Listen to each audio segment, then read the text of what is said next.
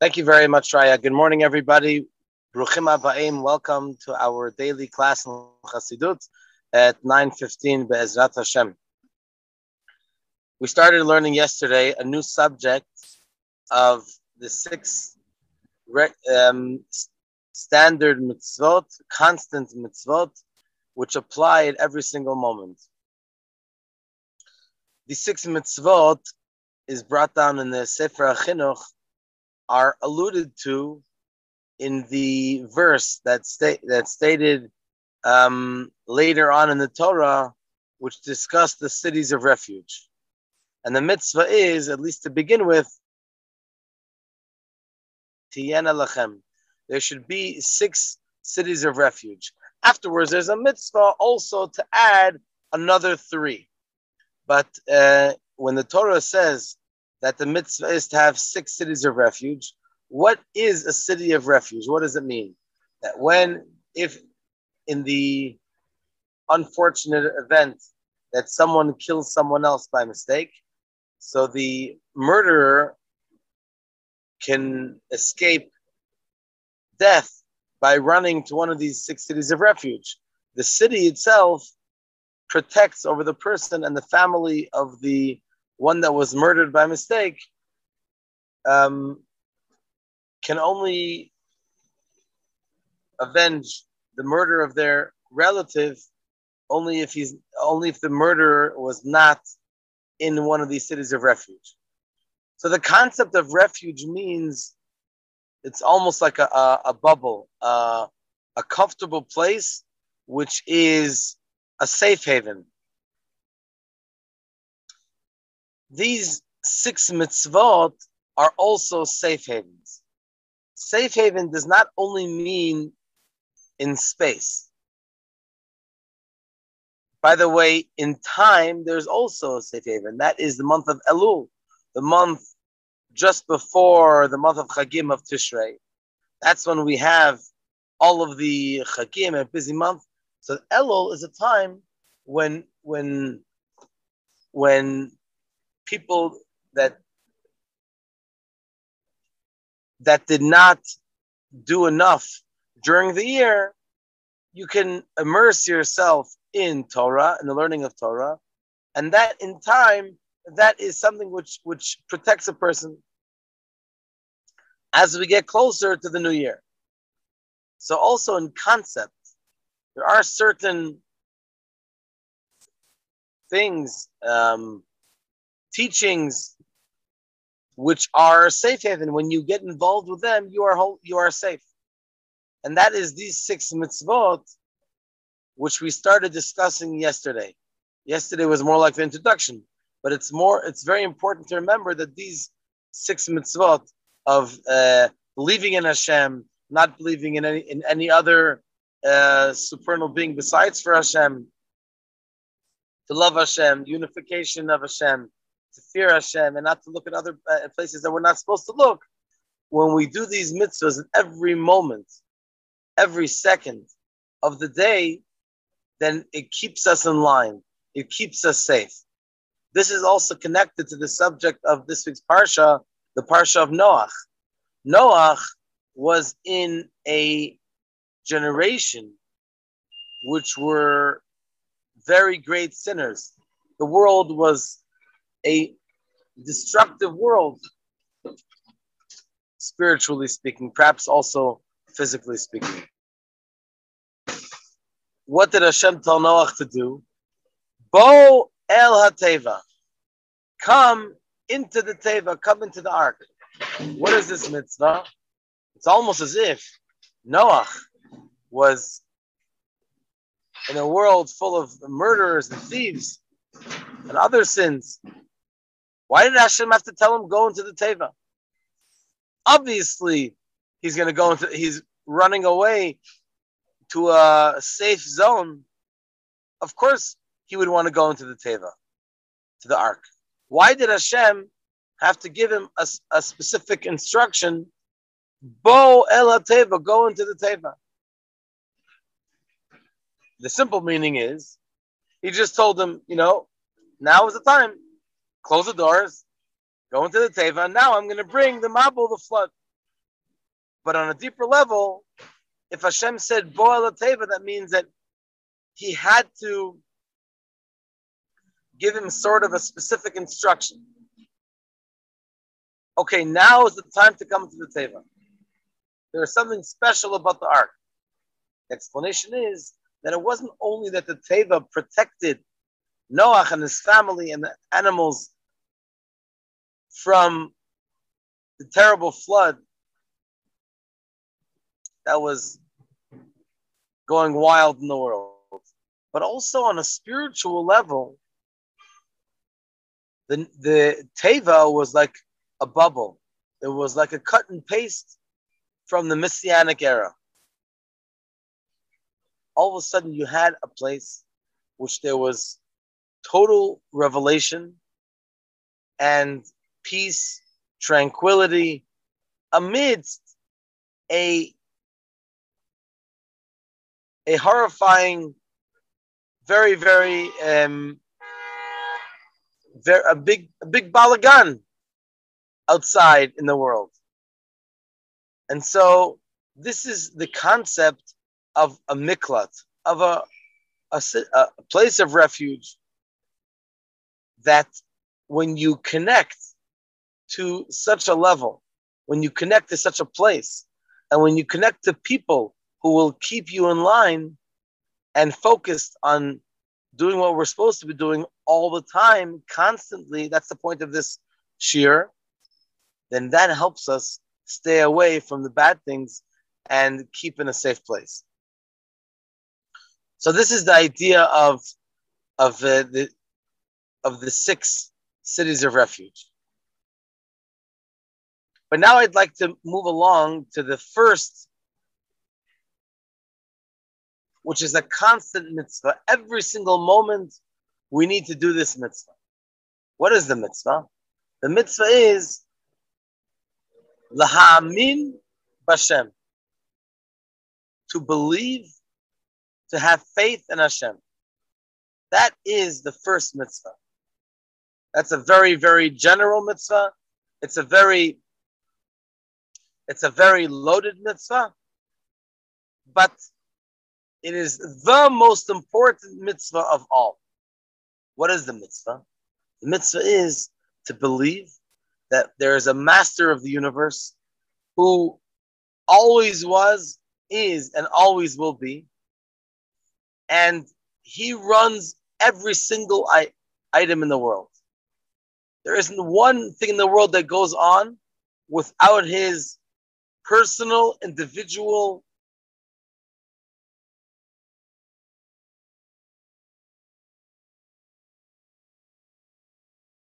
making personal attention and simat lev, putting himself to it, making sure that it happens. Every single thing is under Hashem's instruction.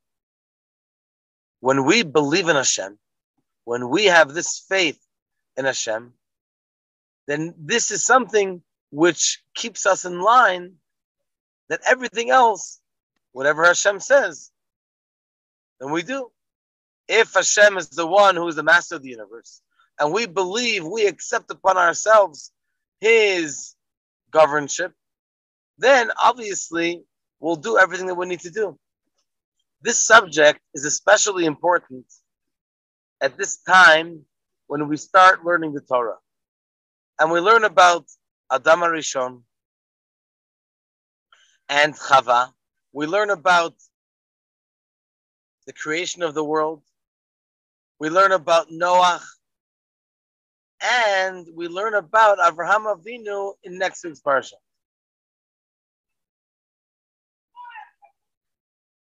In the next week's Parasha, we learn about Avraham Avinu. And I actually plan to start with Avraham Avinu, because Avraham Avinu was the first Jew, and Avraham Avinu was the first individual who recognized Hashem as being the master of the universe. What was Avraham Avinu's main claim to fame? It was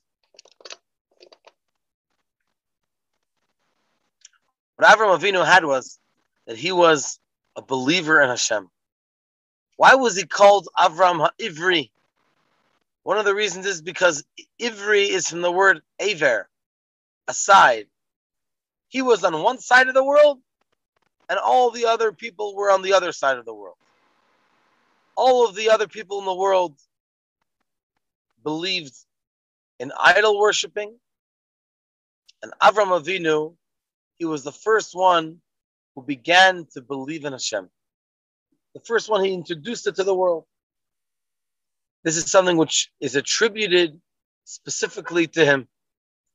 He did not allow the people of a generation to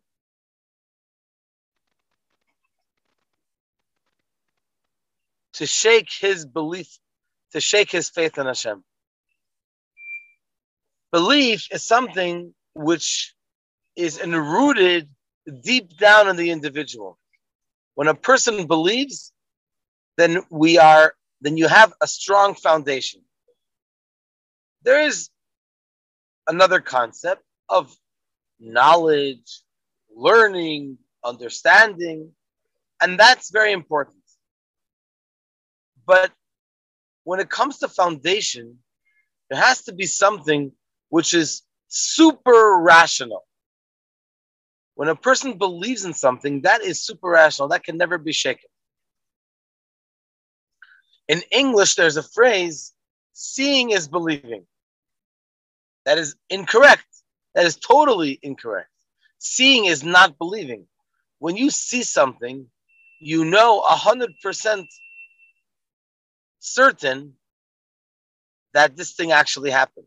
That's why someone who saw a certain occasion, and he can be a judge or a rabbi on the Beit Din, he's not allowed to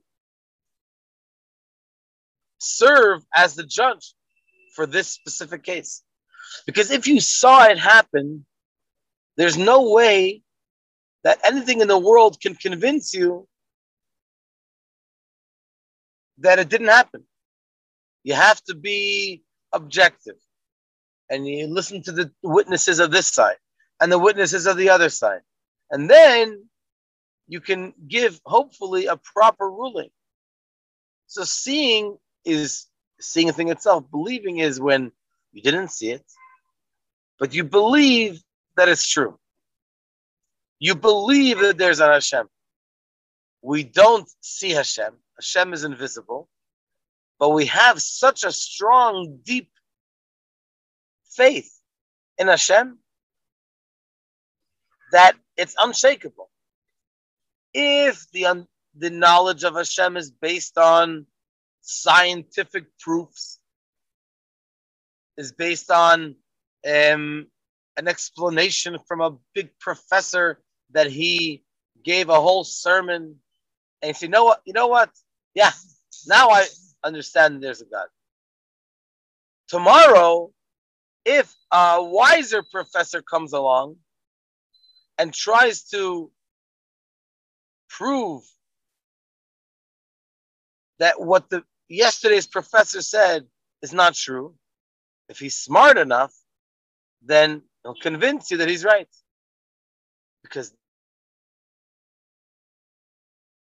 But we are discussing something very, very fundamental concept.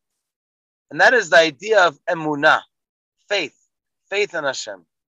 Faith is a real thing. Faith is not fake. It's not fake news. Faith, a belief in HaShem, is something which is enrooted deep down in our neshama. Someone who, God forbid, denies Hashem's existence can ask 100,000 questions. It's not going to help. Because once you have a firm belief which is far beyond any level of intellect and understanding, there's nothing in the world that can ever shake, that can ever rock a person's deep faith. And this is Avraham Avinu.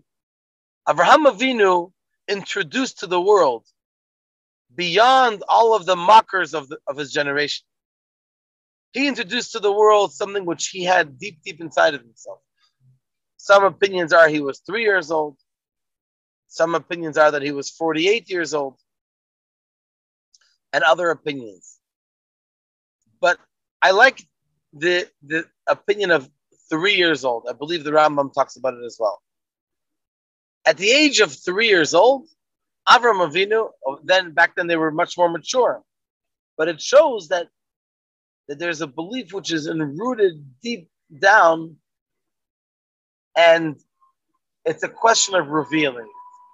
That's why Am Yisroel, we are called Ma'aminim, B'nei Ma'aminim. Believers, children of believers. It's deep down in our DNA.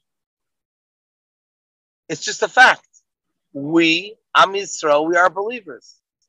Whether someone was born to Jewish parents or went through Gerut, went through conversion according to halacha, we have it deep down in our neshama, and no one can ever question it. That's why we're called Ma'aminim B'nei Ma'aminim. It all comes from Avraham Avinu. He was the one who began this trend, this feeling, this way of life. Because once a person believes it, then everything else in your life follows along this foundation. That's the idea of a foundation. This is the reason why, chas v'shalom, if some people, when you meet them and they say, oh, we don't believe, we're atheists. So our job is to inform them, you do believe. But then they say, what do you mean? How can you tell me that I believe? I'm telling you that I don't believe. And the answer is that belief is beneath the surface.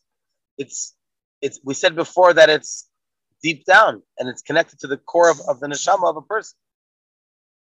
And so it can be so deep. It can be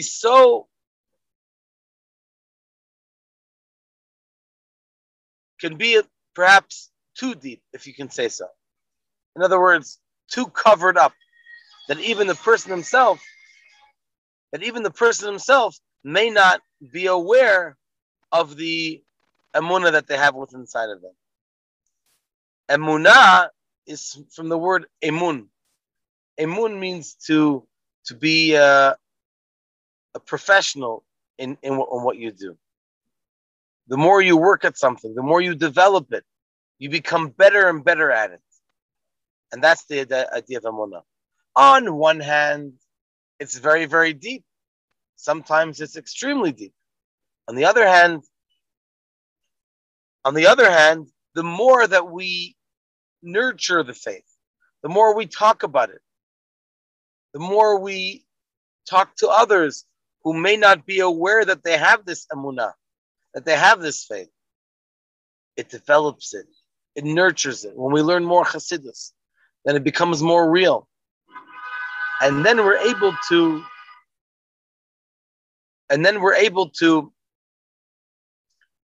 use the emunah, that it should not be so hidden, it should not be far. Rather, it should be something which we can relate to.